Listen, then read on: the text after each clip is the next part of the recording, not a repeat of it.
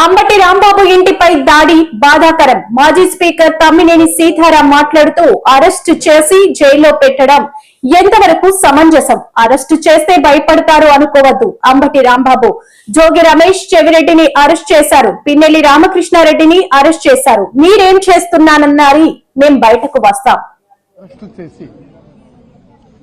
జైల్లో పెట్టడం అది ఎంతవరకు సమంజసమో వారి విజయంకే విడిచిపెడుతున్నారు.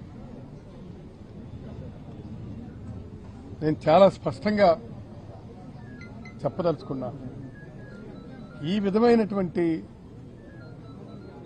అరెస్టులు మీరు ఈ రాష్ట్రంలో చేస్తే భయపడిపోయి ఏదో చేస్తారనుకుంటే అది చాలా పొరపాటు. మీరేం చేశారు? అంబటి రాంబాబుని అరెస్ట్ చేశారు, తర్వాత మన జోగి రమేష్ని అరెస్ట్ చేశారు, తర్వాత మన మిథున్ రెడ్డిని అరెస్ట్ చేశారు, చెవిరెడ్డి భాస్కర్ రెడ్డిని అరెస్ట్ చేశారు.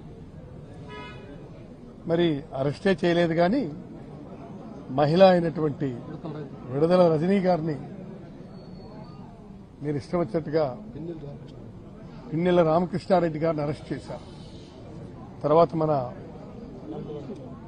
ఎవరిది గమ్మనాయుడిని అరెస్ట్ చేశారు. ఈ విధంగా అరెస్టుల మీద అరెస్టులు చేసుకుంటూ వెళ్తున్నారు. ఈ అరెస్టుల వల్ల ఏంటవుతుంది? బెదిరిపోయి ఏదో చేస్తామనుకుంటున్నారా? కాదు. దీనివల్ల రాటుదేలినితనం వస్తుంది.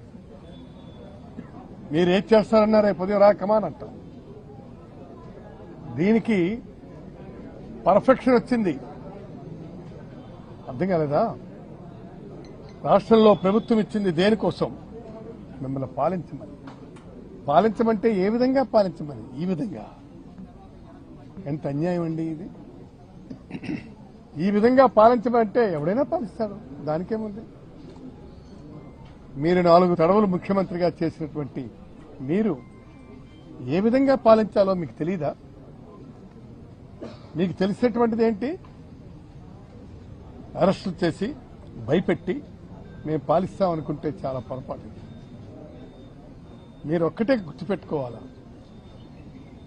ఇవన్నీ కూడాను భవిష్యత్తుకి గట్టి పునాదులు వేశారు. ఇవాళ మీరు అరెస్టులు చేయటం మూలంగా ఏమవుతుంది? ఏమీ కాదు. అంతేకాదు, నేను చాలా స్పష్టంగా చెప్తున్నాను. నేను గుర్తుపెట్టుకోండి, మీరు ఈ విధమైనటువంటి దీనివల్ల ఒరిగింది ఏమీ ఉండదు. తర్వాత అన్నిటికంటే ముఖ్యమైనటువంటి విషయం ఏమిటంటే, మీరు వీళ్ళని అరెస్టులు చేసి మీరు ఇంకేదో సాధించాలనుకుంటే చాలా పొరపాటు పడుతున్నారని చెప్పి మీ అందరికీ విజ్ఞప్తి చేస్తూ ఈ అరెస్టులతో ఇక్కడికి ఆపండి. ఇక మీరు తిరుపతి లడ్డూ ప్రసాదానికి వెళ్తే అందులో ఇవి కలిసింది, అది కలిసింది, పందికోవు కలిసింది, గోమాంసం కలిసింది, ఇష్టం వచ్చినట్టుగా మీరు కామెంట్లు చేస్తున్నారు. అవి రుజువయ్యాయి. అది కాదు అని రుజువైంది. ఎవరు ఎంక్వైరీ వేసినటువంటి అధికారులే చెప్పారు. అది కాదు అని చెప్పినా కూడా మీరు వెంటనే మళ్ళీ ఇంకోటి వేశారు. ఇవాళ సింగిల్ మెన్ కమిషన్ ఇస్తున్నారు. ఏం చేయడానికి మీరు అందరినీ ఇదంటించడానికి చూస్తున్నారా? కాబట్టి ఈ పరిస్థితుల్ని ఎట్టి పరిస్థితుల్లో కూడా మేము అంగీకరించే ప్రశ్నే లేదు.